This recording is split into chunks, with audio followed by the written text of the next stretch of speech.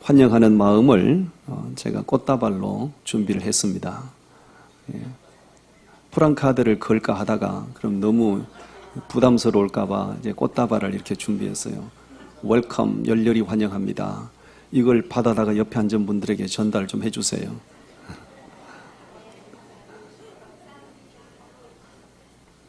네, 우리나라 그 고용노동부에서 통계를 낸 걸 제가 본 적이 있는데요.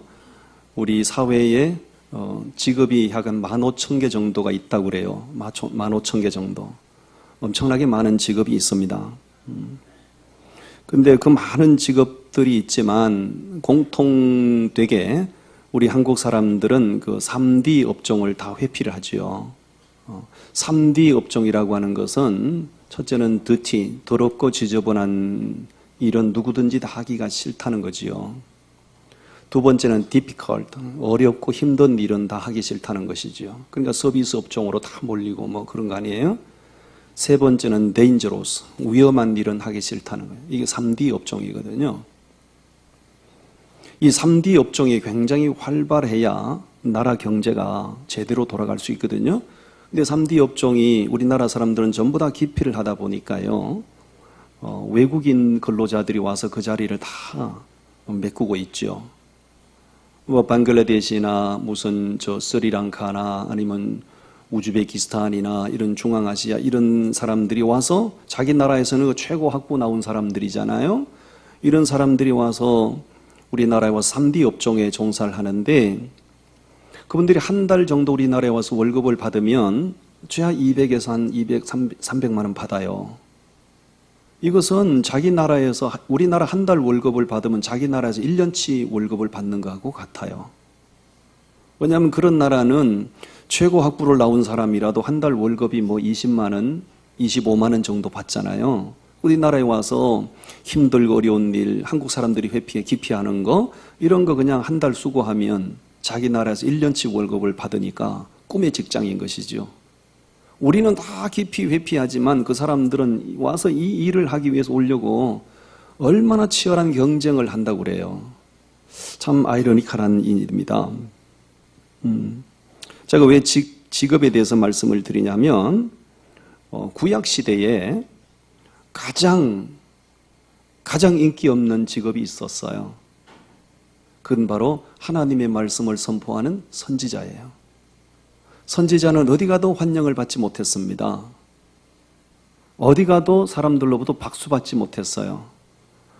인기 없는 직업일 뿐만 아니라 선지자 직분을 감당한다는 것은 위험천만한 일이었어요. dangerous, 위험천만한 일이죠. 왜 그렇습니까? 사람들이 듣기 싫은 소리를 계속 선포하고 다니다 보니 미움이 박히게 되고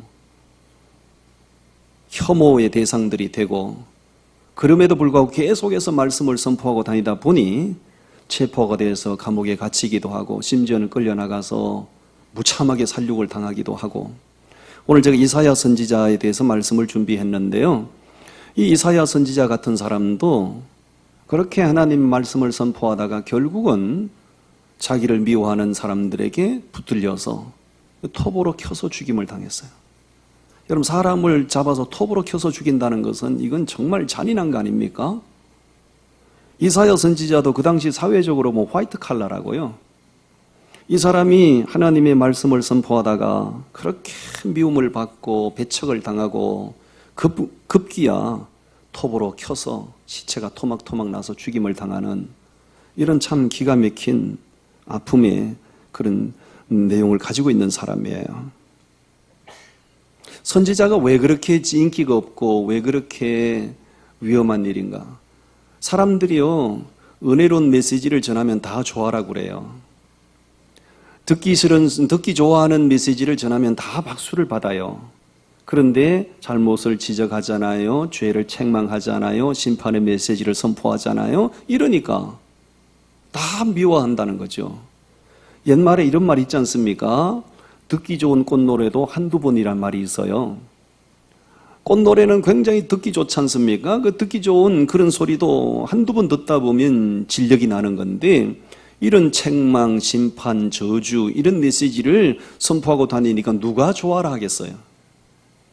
그렇지만 선지자는 선포를 안 할 수가 없어요. 밥만 먹고 하는 일이 그런 메시지 선포하고 다니는 거예요. 왜요? 하나님이 그 말씀 선포하는 사람으로 불러 세우셨기 때문에. 그러니까 선지자는 어떻게 보면 샌드위치예요.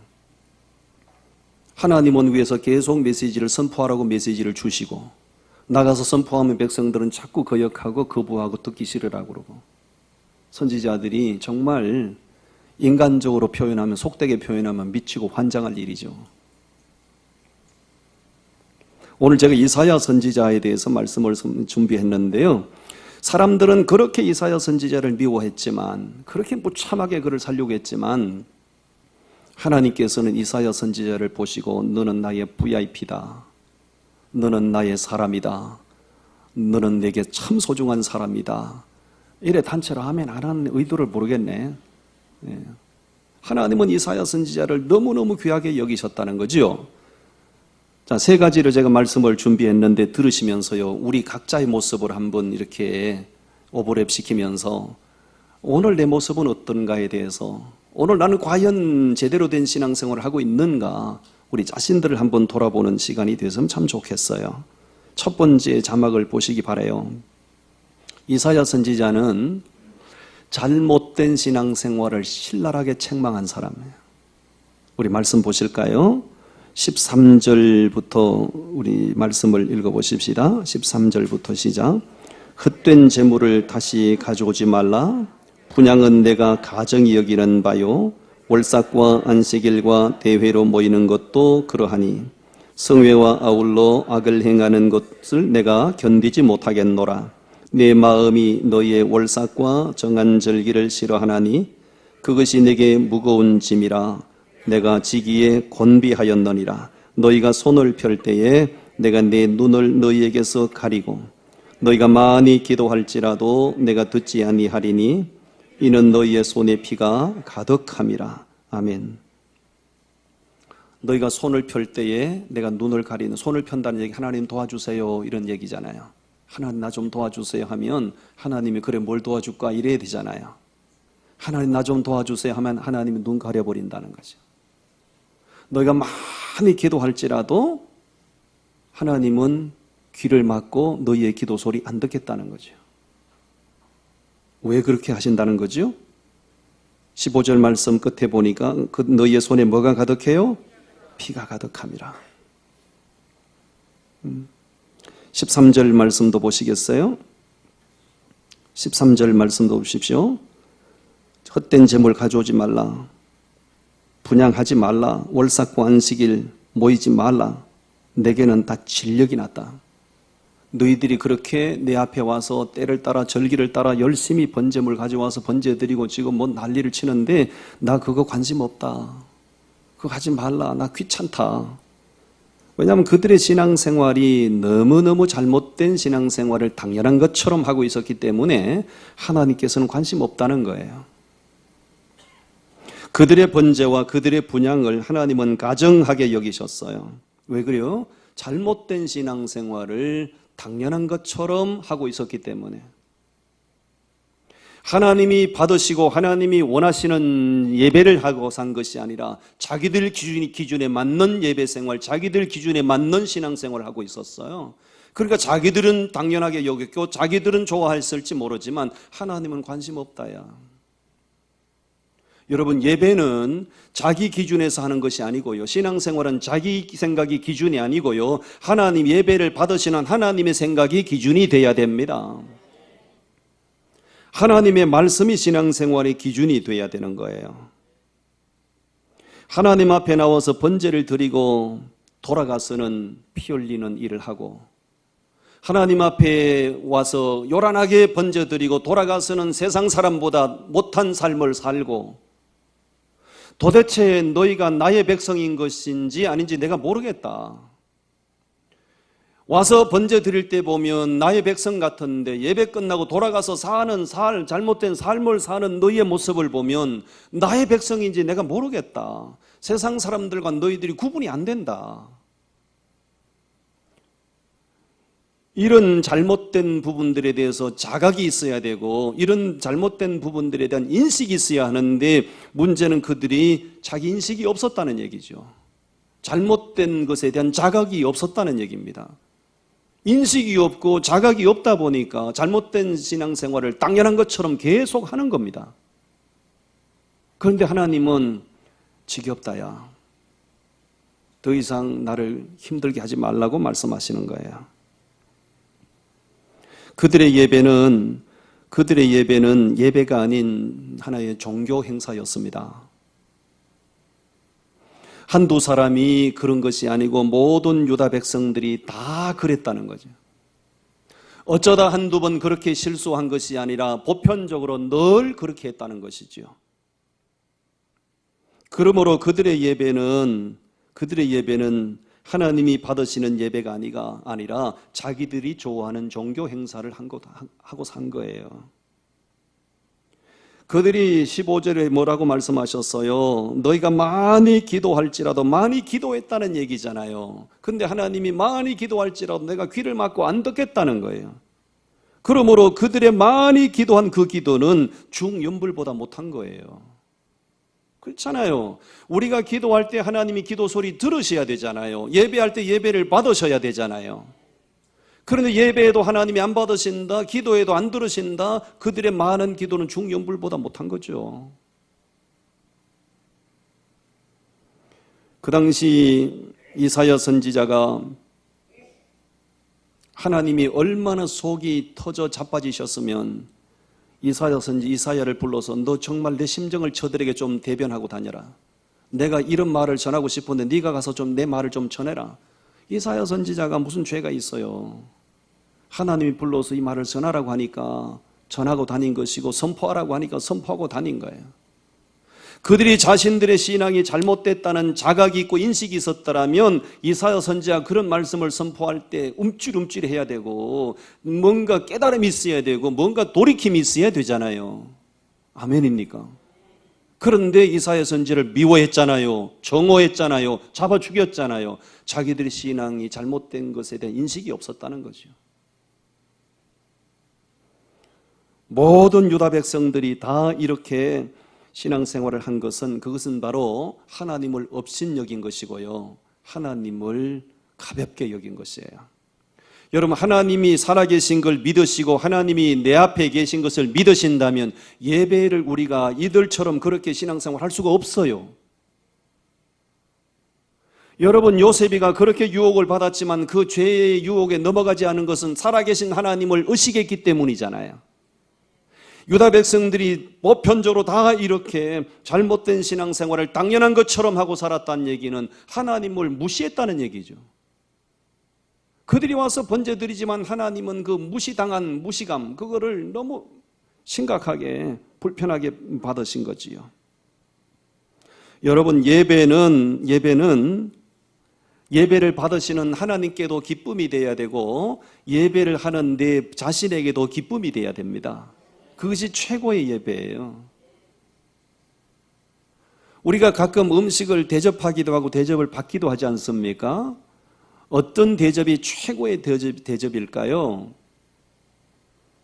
최고급 레스토랑에 가서 비싼 음식을 사주면 그게 최고의 대접일까요?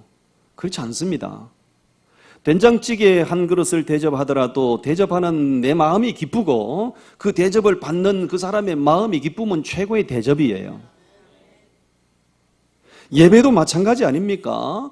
예배는 예배하는 내 마음도 기쁨이 있어야 되고 받으시는 하나님도 기쁨이 있어야 돼요.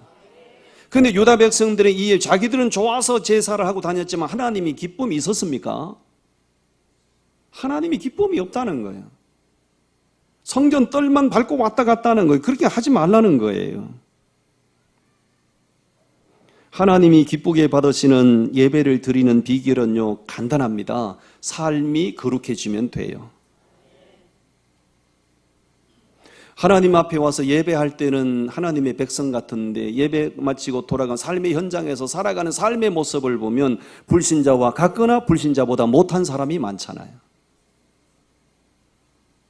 그러니까 하나님께서 그런 삶을 가지고 와서 하나님 앞에 주일이라고 찾아와서 예배 드리고 무슨 예배 시간이라고 맞춰서 예배 드리는데 하나님 그런 언밸런스적인 그런 내 모습을 보시고 하나님 불편하시죠. 우리 삶의 예배를 거룩하게 깨끗하게 바르게 삶의 예배를 잘 드리셔야 됩니다. 우리가 한 주간 동안 참 예배적인 삶을 살다가 주일 예배당에 나올 때 나오는 발걸음 자체가 가볍습니다. 예배적인 삶을 살다가 주일 예배 와서 앉아서 예배하면 예배 드리는 마음의 기쁨이 차원이 다릅니다. 그런데 정말 하나님의 백성답지 못한 삶을 지 멋대로 살다가 주일날 예배당에 오는 발걸음이 천건만건이죠. 세상 사람보다 못한 삶을 살다가 주일날 와서 예배당에 와서 예배 드린다고 앉아있으니 마음에 무슨 기쁨이 있겠냐는 거죠. 우리가 그런 예배 생활을 당연시하면 안 된다는 거예요. 우리는 예배를 드리지 않고는 살 수가 없어요. 왜냐하면 하나님이 죄인된 우리를 불러서 말씀으로 새롭게 하시고 성령으로 거듭나게 하셨잖아요. 왜? 우리를 통해서 예배를 받으시기 위함이잖아요. 예배 드리지 않고는 살 수가 없어요. 하나님을 향한 이 예배라고 하는 것은 내가 하나님을 향한 신앙이 예배라는 의식을 통해서 표현되어져야 되는 거거든요. 시편에 보면 이런 말씀이 있어요. 다윗의 고백이 나옵니다. 사람들이 내게 와서 예루살렘에 올라가자 할 때 내 마음이 기뻐하도다 이랬어요. 사람들이 내게 와서 예루살렘에 올라가자 할 때 내 마음이 기쁘도다. 왜? 거기 판단의 보좌가 있기 때문이라. 야, 내가 예루살렘에 번제 예배 드리러 올라간다. 거기 가서 내가 정말 예배 드릴 때 하나님이 얼마나 기뻐하실까? 왜? 예배적인 삶을 사는 사람이니까요. 아멘입니까? 예. 예배는요, 한 시간 왔다가 그냥 형식적으로 그냥 졸다가 가는 것이 예배가 아니고요. 하나님을 향한 나의 신앙이 예배라는 의식을 통해서 표현되는 거예요. 예배가 굉장히 중요하다고요. 잘못된 신앙생활을 고쳐야 되고요. 잘못된 신앙생활을 고치면 예배의 기쁨이 다르고 예배의 감격이 다릅니다. 이사야 선지자가 하나님의 부르심을 받고 그 잘못된 신앙생활하고 있으면서도 잘못된지를 모르는 그들에게 예배 생활이 잘못됐다고, 너희들의 신앙이 잘못됐다고 책망하고 다니니 무슨 인기가 있었겠어요. 10절에 보면 이런 말씀을, 이런 표현을 해요. 여러분 10절 말씀 우리 같이 한번 읽어봐요. 10절 시작. 너희 소돔에 관한들아 여호와의 말씀을 들을지어다. 너희 고모라의 백성아 우리 하나님의 법에 귀를 기울일지어다. 이야, 여러분 유다 백성들을 보고요, 너희는 소돔 백성이고 고모라 백성이라고 얘기해요. 그들이 소돔 고모라 백성이 아니에요. 근데 그들을 보고 너희는 소돔과 고모라 백성이라고 얘기하시는 이유가 뭐예요? 여러분 소돔과 고모라가 왜 망했습니까? 죄짓고 악을 행하다가 심판받았잖아요. 그들과 너희들의 삶이 샘띵 다를 바가 없다는 거예요. 그러니까 유다 백성들 보고 너희는 소돔과 고모라 백성이라고 얘기하는 거예요. 더 문제는 자기들이 잘못된 의식이 없는 것이 문제지요. 여러분 우리 예배 생활을 정말 기쁨으로 예배할 수 있는 예배 생활 되기를 바라고요. 교회 안에서의 예배뿐만 아니라 가정에서, 사회 속에서, 삶의 현장에서 예배적인 삶을 살다가 와서 하나님 앞에 기쁨으로 예배할 때 하나님이 기쁨으로 그 예배를 받으시는 이 올바른 예배 생활이 이루어지기를 축원합니다. 아멘. 두 번째, 이사야 선지자가 어떤 사람인가 자막을 확인해 주시겠어요? 메시아를 가장 많이 선포한 선지자, 메시아를 가장 많이 선포한 사람이에요. 이사야서 7장 14절 말씀을 보십시오.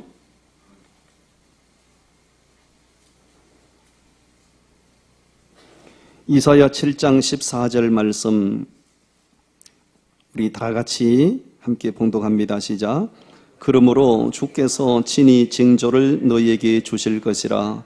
보라, 처녀가 잉태하여 아들을 낳을 것이요 그의 이름을 임마누엘이라 하리라. 아멘. 이거 복음서에 너무 선명하게 기록된 말씀이잖아요. 여러분 이사야 선지자는요 예수님이 탄생하시기 700년 전의 사람이에요. 예수님이 이 땅에 오시기 700년 전에 그렇게 하나님의 말씀을 선포하던 선지자인데 예수님을 본 것처럼, 예수님을 만나본 것처럼 예수님을 얘기하고 다녔어요. 그래서 이 이사야 선지자를 가리켜서 메시아 선지자다는 별명을 붙여주게 됐죠. 당신은 메시아 선지자다. 왜 그런 별명을 붙여주겠어요? 이런 거 있잖아요. 남편이 집에서 하루에 밥을 3끼 꼬박꼬박 먹으면 뭐라고 불러요? 삼식이. 2끼를 꼬박 찾아 먹으면 뭐라고 그래요? 이식이. 그 먹는 것만 계속 밝히는 사람을 뭐라고 그래요? 식충이라고 그러죠. 식충이라고 그러죠. 그 사람의 행동, 습관적인 행동에 따라 그 사람 그런 별명을 붙여주는 거잖아요. 왜 이사야 선지자를 보고 당신은 메시아 선지자라는 별명을 붙여주게 됐을까요? 이 사람은 입만 열면 메시아를 얘기하고 다녀요. 그리고 당신은 메시아 선지자다 이렇게 말해요. 심지어 어떤 주경학자들은 이사야 선지자를 일컬어서 복음의 선지자다 이렇게 불어요. 복음의 선지자. 이거 예수님, 복음의 실체가 예수님이니까 입만 열면 메시아 예수 얘기하고 다녀요. 그러니까 당신은 복음의 선지자다 이렇게 불러요. 심지어 어떤 사람들은 이사야서를 가리켜서 제5복음서라 이렇게 불러요. 4복음서는 뭡니까? 마태, 마가, 누가, 요한복음을 4복음서라고 그래요. 이사야서를 가리켜서 제5복음서라고 그래요. 왜 그렇게 부를까요? 예수 그리스도의 복음이 이사야서에 너무 많이 기록되어 있어서 이사야서는 5복음서다 이렇게 불러요. 다시 말하면 이사야 선지자는 그만큼 메시아로 충만한 사람, 예수 그리스도로 충만한 사람이었음을 말해주는 것이지요. 여러분 아까 말씀드렸지만 이 이사야 선지자는 예수님이 탄생하시기 700년 전에 사람이었기 때문에 예수님을 만나본 적이 없어요. 그럼에도 불구하고 마치 예수님을 만나본 것처럼 예수 이야기하고 다녔잖아요. 오늘 우리는 예수님 오시기 이전 사람들이 아니고 예수님이 오셔서 십자가에 우리 죄의 문제를 해결해 주시고 그 이후에 우리는 태어난 사람들이에요. 그러면 이사야가 예수 얘기를 많이 하고 다녀야 되겠어요? 우리가 예수 얘기 많이 하고 다녀야 되겠어요? 이 부담스러운 대답은 옆 사람 보고 얼른 대답을 해요. 예? 예수님이 태어나기 전에 만나본 적도 없는 그가 그렇게 예수 얘기를 많이 하고 다녔어요. 그래서 메시아 선지자라고 별명까지 얻었어요. 우리는 예수님이 오셔서 우리 죄 문제 다 해결해 주시고 그분을 통해서 구원받고 그분의 은혜를 입고 사는 사람들이에요. 심지어 다시 오실 예수님을 기다리는 사람들이에요. 그럼 이사야가 예수 얘기 많이 하고 살아야 되겠어요? 우리가 예수 얘기 많이 하고 살아야 되겠어요? 옆 사람 얘기합시다. 입만 열면 예수 얘기하고 삽시다.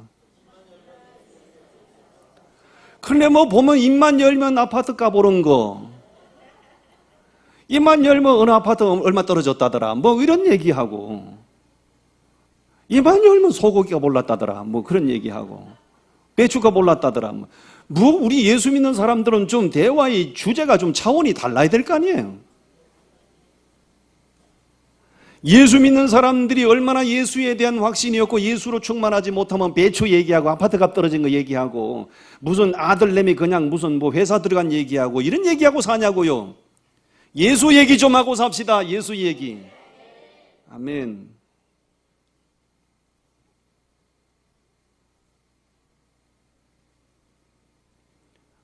몇 년 전에 밴쿠버 동계올림픽이 있었지 않습니까? 밴쿠버 동계올림픽 때에 전 세계인들을 열광시킨 우리나라 선수가 있었어요. 그 선수가 김연아 선수예요. 김연아 선수. 김연아 선수가 피겨스케이팅에서 금메달을 따는데 이 힐러리 클린턴이 밤잠을 못 자고 그걸 중계방송을 봤대요. 힐러리 클린턴이 김연아 선수의 팬이 됐다는 거예요. 여러분 김연아 선수가 너무 유명하잖아요. 김연아 선수의 아버지 누군지 아세요? 잘 모르잖아요. 김연아 선수의 아버지가 김현석이거든요. 김현석, 김옥기 집사님의 아들이라고. 김연아 선수의 아버지가 김현석 씨예요.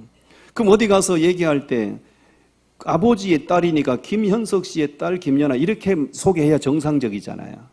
사람들이 그렇게 얘기하지 안 하잖아요. 김연아 선수의 아버지 김현석 이렇게 말하잖아요. 맞지요? 글쎄 그렇다니까요. 그럼 그렇게 말할 때 아버지 김현석 씨가 기분 나쁠까요? 기분 좋을까요? 기분 좋습니다. 왜요? 순서는 다 잘못됐지만 그렇게 불러주는 데 대해서 기분 나쁘지 않아요. 왜요? 당신 딸이 맞고 당신 딸이 훌륭하고 유명하니까. 맞지요? 여러분 이사야 선지자를 가지고 당신은 메시아 선지자다, 당신은 예수의 선지자다고 그렇게 사람들이 부를 때 예수님이 기분 나쁘지 않았다고요. 구약 성경에 보면 하나님을 부를 때 아브라함과 이삭과 야곱의 하나님 이렇게 불러요. 맞지요? 아브라함의 하나님, 이삭의 하나님, 야곱의 하나님 이렇게 불러요.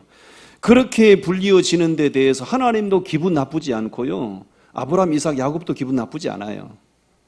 왜? 하나님이 워낙 위대하신 분인데다가 이 사람 아브라함, 이삭, 야곱도 워낙 훌륭한 믿음의 사람들이기 때문에 서로 그렇게 불려지는 데 대해서 기분 나쁘지 않아요. 무슨 얘기냐 하면 하나님은 옛날이나 지금이나 위대하십니다. 근데 뭔지 우리가 덜 위대해. 그래서 우리가 어디 가서 예수님은 나의 주님이십니다, 하나님은 나의 아버지십니다 이렇게 말하고 다녀야 되고, 그렇게 말할 때 하나님도 섭섭함이 없어야 되고 나도 기분 나쁘지 않고 불편하지 않아야 돼요. 아멘. 예수님이 예루살렘에 새끼 나귀 타고 입성하신 장면 기억하시죠? 막 사람들이 와서 호산나 다윗의 자손이여 찬송하리로다 막 소리 지르니까요, 대제사장 서기관들이 막 화를 내면서 막 그냥 잠잠하라고 그러잖아요. 그렇게 예수님이 한마디 하셨죠? 너희가 찬송하지 아니하면 이 돌들이 소리 지르리로다. 무슨 얘기입니까? 하나님, 예수님을 가리켜 예수님이라고 말하는 것은 당연하고 예수님이 그걸 원하시는 거예요.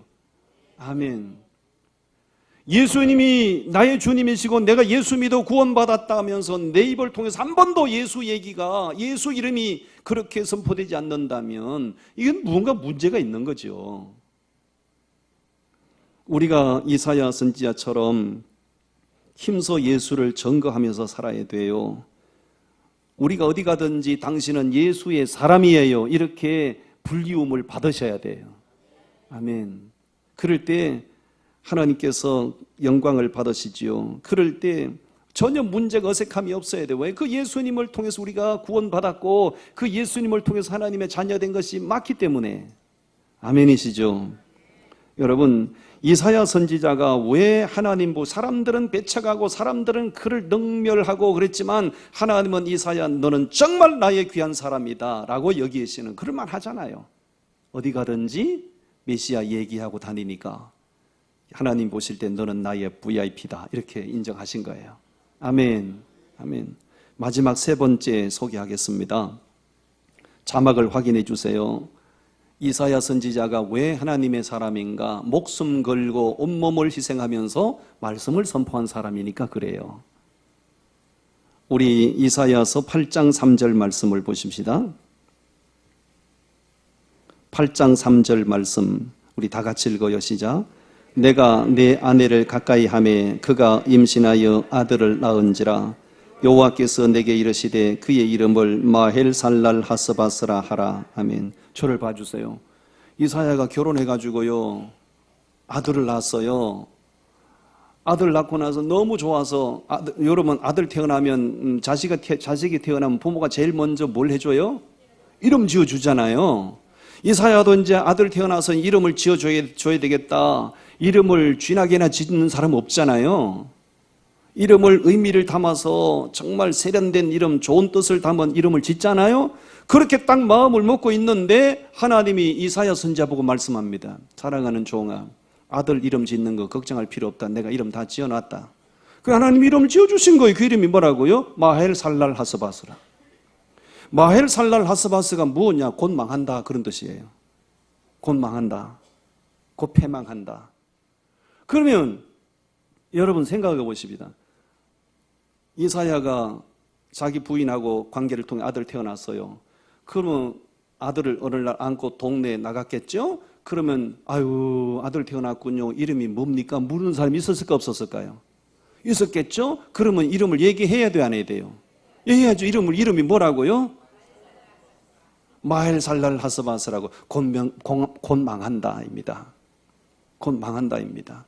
여러분 자식의 이름을 하루에 부모가 자식의 이름을 하루에 12번도 더 부르잖아요. 뭐야 공부해라, 뭐야 밥 먹어라, 뭐야 씻어라, 뭐 계속 이름 부르잖아요. 그러면 어떻게 불러야 돼요? 곧 망한다야 와서 밥 먹어라. 곧 패망한다야 제발 좀 씻어라. 곧 패망한다야 깨끗하게 하고 다녀라. 여러분 하나님의 의도가 뭐냐고요? 하나님의 의도가 4절 말씀 보세요. 8장 4절 말씀 읽어보면 시작. 이는 이 아이가 내 아빠 내 엄마라 부를 줄 알기 전에 다메섹의 제물과 사마리아의 노략물이 아수르 왕 앞에 옮겨질 것임이라 하시니라. 나라가 망한다 그 얘기잖아요. 나라가 곧 망한다 그 얘기잖아요. 이 유다 백성들이 너무 타락한 삶을 살고 너무 잘못된 신앙생활을 하고 있으므로 선지자를 통하여 책망해도 고치지 않아요. 책망해도 깨닫지 않아요. 변화될 조짐을 보이지 않아요. 그러니까 하나님은 주변 나라 바벨론과 아수르를 통해서 유다 나라를 망하게 한다는 거죠. 일반 메시지를 통해서 받아들이지 않고 깨닫지 못하니까 이사야 선지자의 아들의 이름을 그렇게 지어서 이사야 선지자가 날마다 곧 망한다야 밥 먹어라, 곧 망한다야 씻어라, 곧 망한다야 뭐 해라, 계속 망한다 이름을 부르고 다닌 거예요. 이사야 선지자는 완전히 하나님의 말씀을 선포하기 위해서 자기 자식까지 희생시킨 거예요. 저희 아버님이 제 이름을 기쁠 희자에 완전한 자를 지어주셨다고요. 기쁠 희자 완전한 자, 완전한 기쁨이란 얘기잖아요. 뜻이 좋아요. 그런 얼굴로 보지 마세요.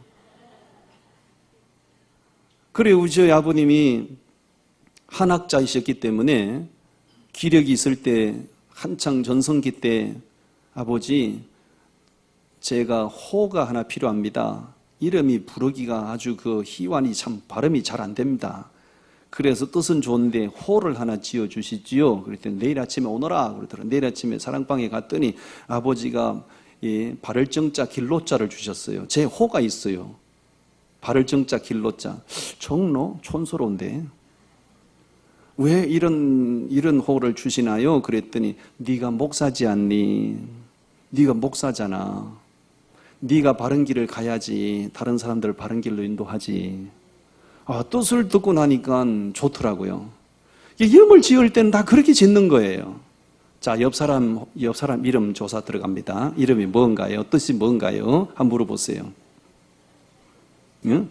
뜻이 뭔가요? 나쁜 뜻을 가진 이름은 아무도 없어요. 다 나름대로 의미가 있고 좋은 뜻을 가지고 있는 이름이에요. 맞지요? 맞지요? 이사야 선지자도 사람인데 자기 자식 이름을 그렇게 지고 싶었겠어요. 하나님께서 얼마나 유다 백성들 보고 화가 나셨으면 곧 망한다야 곧 망한다야 아들 이름을 그렇게 날이면 날마다 부르고 다녔겠냐고요. 하나님의 마음을 아시겠습니까? 여러분들 고쳐야 될 사람이 고치지 않으면 곧 망합니다. 돌이켜야 될 사람이 돌이키지 않으면 곧 망합니다. 하나님의 말씀으로 들으셔야 돼요. 아멘. 그것뿐만 아니죠. 20장 말씀을 보세요. 20장 말씀 보세요. 이사야 20장. 이사야 20장 3절 말씀. 3절 말씀 우리 다 같이 읽어요. 시작. 여호와께서 이르시되 나의 종 이사야가 3년 동안 벗은 몸과 벗은 발로 다니며 애굽과 구서에 대하여 징조와 예표가 되었느니라. 아멘. 2절 말씀, 2절도 읽어요. 시작. 그때 여호와께서 아모스의 아들 이사야에게 말씀하여 이르시되 갈지어다 네 허리에서 배를 끄르고 네 발에서 신을 벗을지니라 하시매 그가 그대로 하여 벗은 몸과 벗은 발로 다니리라. 엄마야 하나님이 오늘 이사야 선지자 부르더니 사랑하는 종아 허리띠를 풀어라. 바지를 입었는데 허리띠를 풀면 어떻게 되죠?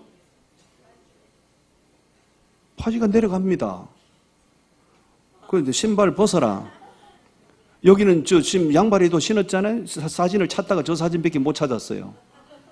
이사야 선지자 부르더니 바지 벗고 다녀라. 신발 벗고 다녀라. 신발 벗고 다녀라. 바지 벗고 다녀라. 이사야 선지자가 무슨 잘못이냐고요. 그것도 3일 동안 그런 게 아니라 3년 동안 멀쩡한 이사야 선지자가 3년 동안이나 바지 벗고 양발 벗고 맨발로 그렇게 돌아다니고, 말로 해도 못 알아듣고 말로 해도 고칠 생각을 안 하니 하나님께서 이사야 선지자의 이 실물 행동을 통해서 하나님이 하실 말씀을 선포하시는 거예요. 만약에 제가 산창교회 담임 목사인데 넥타이 매고 위에는 양복을 입었는데 밑에 팬티만 입고 사리마다만 입고 맨발로 합성동 양덕동 돌아다니면 무슨 소문이 날까요? 엄마야 산창교회 그 양반 CBS 한번 나오더니 정신이 갔다네. 뭐 별의별 생각이 다, 별의별 소문이 다 돌겠죠. 엄마야 산창교회 목사님 드디어 돌았다네. 이런 소문이 쫙 퍼지지 않겠냐고요. 여러분, 이사야 선지자가 정신이 돌아가지고 이렇게 3년 동안 다닌 거 아니에요. 정신이 온전한 사람이에요. 말끔하게 하고 다니고 싶어요. 그런데 하나님이 벗고 다니래잖아요. 왜? 아랫도리를 벗고 다니는 것은 수치. 너 유다 백성들아 깨닫고 돌이키지 않으면 조만간에 이렇게 수치당한다. 유다 백성들이 깨닫고 돌아왔을까요? 안 돌아왔을까요? 안 돌아왔지요. 어떻게 됐을까요? 바벨론의 포로로 끌려가서 부끄러움과 수치와 능욕을 당한 거죠. 여러분, 결론의 말씀이 되겠어요. 이사야 선지자 그는 하나님의 말씀을 제대로 선포하기 위해서 자기 모든 삶을 희생했어요. 나는 이 이사야 선지자에 대해서 말씀을 준비하면서요, 내게 얼마나 책망과 도전이 되는지 몰랐어요. 너 말씀 똑바로 잘 전하고 있나? 조목사야, 너 말씀 제대로 잘 전하고 있나? 말씀 제대로 잘 전하고 있나? 말씀 사람들의 귀를 가렵게 하는 소리나 하고 있지 않는가? 마지막 시대가 되면 사람들은 자기 귀를 즐거워하는 소리를 구한다고 그러잖아요. 사람들이 듣기 좋은 소리, 사람들의 비유나 맞추는 소리 하고 있지 않는가? 이런 책망을 받으면서요, 주의 종으로서 말씀 제대로 잘 전해야 되겠다, 이런 결단을 합니다. 아멘. 마지막 시대는요, 사람들이요, 듣기 좋은 설교를 쫓아 쇼핑 다니는 시대예요. 조금 더 부담되는 설교 듣는 거 싫어해요. 듣기 좋은 설교, 그런 설교 찾아 쇼핑하고 다니는 시대라고요. 여러분, 그러지 마십시오. 주의 종 된 저는 성도들이 듣기 싫을지라도 하나님이 원하는 메시지를 전하기를 원합니다. 여러분들도 하나님의 말씀을 듣기 좋은 소리만 구하지 마시고요, 하나님이 원하시는 말씀을 무겁게 받아들인 마음의 준비가 되셔야 돼요. 그러면 우리 교회는 세상에서 제일 좋은 교회가 되는 거예요. 제일 좋은 교회는 규모가 큰 거 아니에요.